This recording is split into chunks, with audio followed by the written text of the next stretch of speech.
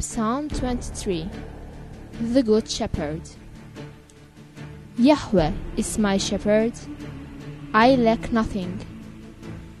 In grassy meadows he lets me lie. By tranquil streams he leads me to restore my spirit. He guides me in paths of saving justice, as befits his name. Even were I to walk in a ravine as dark as death, I should fear no danger, for you are at my side. Your staff and your crook are there to soothe me. You prepare a table for me under the eyes of my enemies.